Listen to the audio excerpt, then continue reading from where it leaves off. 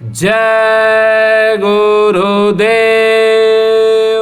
एक बार स्वामी जी महाराज ने एक परमार्थी कहानी सुनाते हुए कहा, पुराने समय की बात है। एक जंगल में शेर, सियार, गीदड़ और लोमड़ी एक साथ रहते थे। तीनों में घनिष्ठ मित्रता थी। एक दूसरे का सहयोग और मित्रता का भाव बना हुआ था। जीवन हंसी खुशी से बीत रहा था। जंगल का राजा शेर था। राजा के यहाँ दोनों परम मित्र थे। मित्रता के कारण शेर ने कभी गीदड़, सियार और लोमड़ी का कोई अनिष्ट नहीं किया। सब कुछ मैत्री भाव से ठीक ठाक चल रहा था। बहुत दिन बीतने पर एक दिन का वाकया हुआ। शेर ने भैंसा, बकरी और खरगोश का शिकार किया। तीनों का शिकार करने के बाद उसने अपने मित्र सियार से बंटवारा करने को कहा। बंटवारा का अधिकार मिलते ही 30 मार खां बनकर सियार दृढ़ता से बंटवारा करने पर तुल गया। सियार ने अपनी बुद्धि लगाकर कहा, मित्रवर, आपने बहुत अच्छा काम किया है। अपने साथ हम लोगों के लिए भी आहार का इंतजाम किया है। हैसियत के हिसाब से आप राजा साहब हो। यह भैंसा आपके हिस्से में है। बकरी मेरा भोजन और खरगोश लोमड़ी के लिए ठीक रहेगा। सियार के फैसले को सुनते ही शेर का पारा गर्म होने लगा।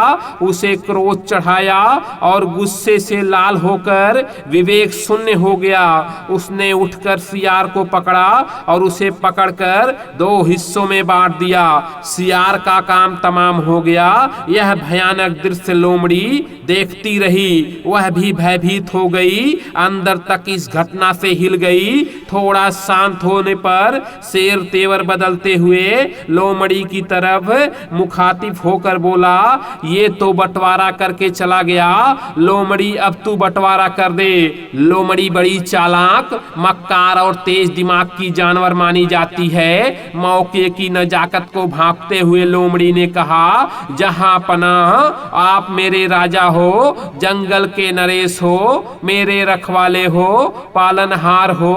जब आपने मुझ नाचीज को यह जिम्मेदारी दी है तो मेरे हिसाब से इसका बंटवारा इस प्रकार है। यह खरगोश आपका सुबह का कलेवा, बकरी आपका दोपहर का भोजन और भैंसा रात का बयारू है। लोमड़ी के बंटवारे को सुनकर शेर ने मुस्कुराते हुए पूछा, अरे लोमड़ी, यह बता तुमने यह जेहन बुद्धि कहां से सीखी? लोमड़ी ने विनय पूर्वक कहा, राजा साहब, मैंने यह जेहन सियार से सीखी। उत्तर सुनकर शेर बहुत खुश हुआ। इस प्रकार लोमड़ी ने बुद्धिमानी से अपने को शेर के दुर्दांत खूनी पंजे के खतरे से बचा लिया।